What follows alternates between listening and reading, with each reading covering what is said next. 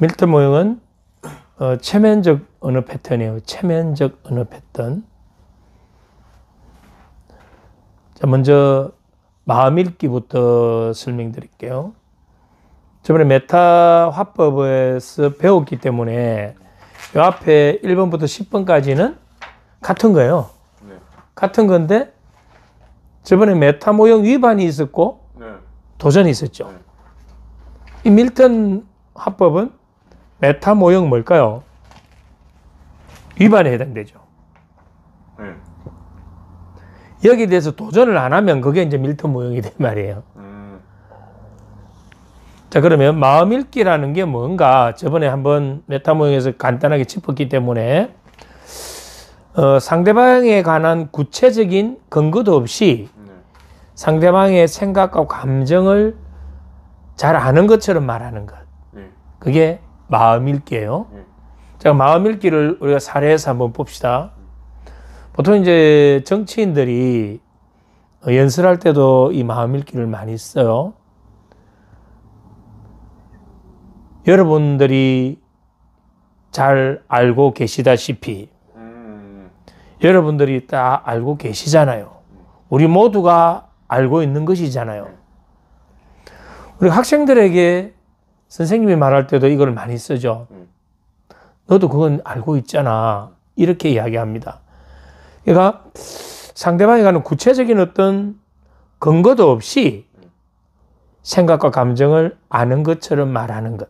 그러면 중요한 건 이렇게 마음 읽기를 하게 되면 상대방은 대부분 거기에 대해서 저항하거나 도전하지 못한다는 것.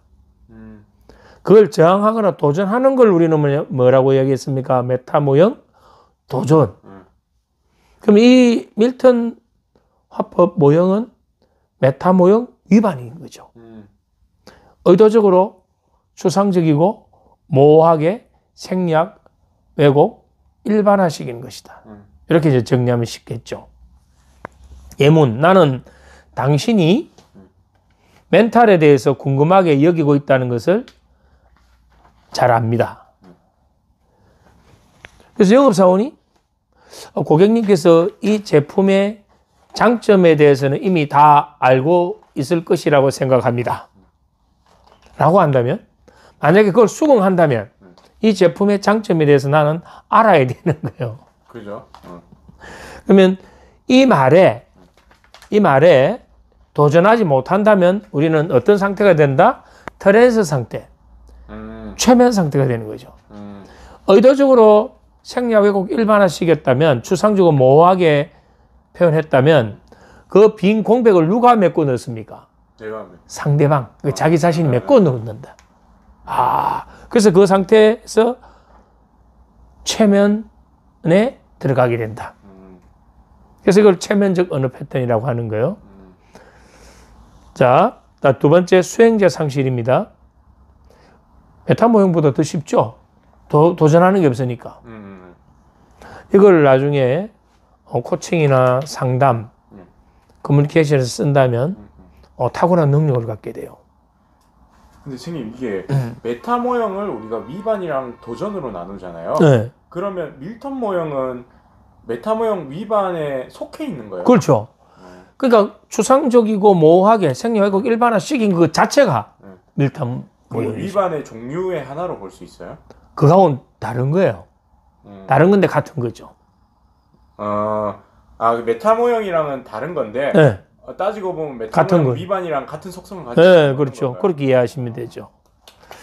자, 두 번째 수행자 상실입니다. 이건 가치 판단을 하기는 하는데 이 가치 판단을 누가 했는지 그 수행자를 상실한 상태에서 가치 판단을 내리는 것. 주어를 빼고. 네, 그러니까 이렇게 보통 이야기하잖아요. 그건 나쁜 거야.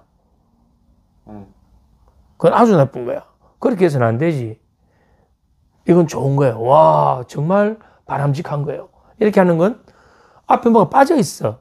누가 좋은 거예요? 그런데 그걸 듣는 사람은 그렇게 해야 되는가 봐. 하고 빨려 들어간다면 그게 이제 체면적 언어 효과를 나타낸다. 이렇게 보시면 돼요. 나중에 이제 구체적인 실습을 또 나중에 해볼 거예요. 세 번째는 인과관계. 계속 반복해서 나오죠. 인과관계라는 게. A로 인해서 뭐가 생겼다? B가 생겼다. 근데 실제로 이게 아닐 수도 있는데도 우리는 어느 한 사건이 다른 사건을 야기시키는 원인으로 작용한다는 사실을 암시하게 됨으로써 그걸 수용한다면 그게 기정사실화 돼버리는 거예요. 네가 그랬기 때문에 내가 지금 화가 나잖아. 네가 그랬기 때문에 그러면 내가 화낸 걸 뭐 정당화시키고 있는 거예요. 너의 그러한 불순한 태도가 그런 불이익을 받게 만든 거야.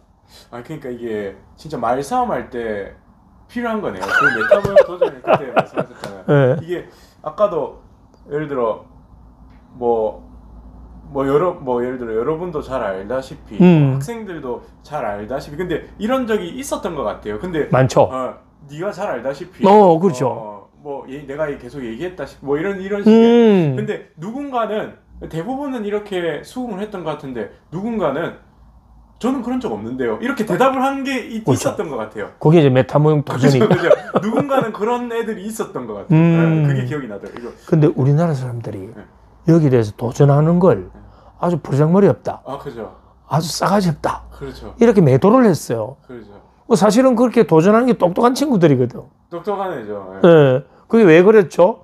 왜 A가 왜 B를 만들었다고 말씀하시는 거죠? A와 B의 연관성이 뭐죠? 이걸 제가 왜 알아야 되죠? 그렇지. 요즘 이제 젊은 친구들은 이걸 이야기를 해요. 그래서 이제 20, 30대 젊은 친구들은 그런데 굴레에 갇혀 있지 않고 충분히 메타 모형 도전을 하죠. 그죠. 근데 그런 친구들에게도 이는 밀턴 모형 이 합법을 활용해서 다양하게 구사하면 잘 넘어갑니다. 그걸 메타 모형 위반으로 해서 직접적으로 치고 들어가지 않고 두리뭉실하게 체면적 화법으로 쓰게 되면 체면적 화법에는 대부분 저항을 안 해요. 나중에 이제 뒤에 실습할 때 느낌이 올 거예요. 일단 이 개념을 잡고 들어갑시다. 자, 그러면 A가 B를 만든다라고 본다면 너의 그러한 행동 때문에 내가 화가 났어. 그걸로 끝나는 거예요. 그런데 거기서 이제 나는 내가 정당화됐고 그럼 상대는 그 문제가 있는 거예요. 그걸 끝난다 이 말이에요. 근데 지금은 제가 표현을 부정적인 걸 썼지만 여기에 이 밀트모형은 좀 더 긍정적으로 대부분 쓰는 거예요. 긍정적으로. 너의 그러한 노력이 더 큰 성취를 이루게 해줄 거야. 그게 누가 저항하겠습니까? 그렇죠. 최면적 언어 패턴을 이걸 긍정적 언어로 쓰기 때문에 메타 모형하고는 아까 같으냐라고 물어봤을 때 그게 다르다라고 제가 말씀드린 게 이건 긍정적인 부분으로 계속 확장하고 넓히기 때문에 내가 뭔가 할 수 있는 사람인 것 같아. 내가 귀한 사람이 된 것 같아.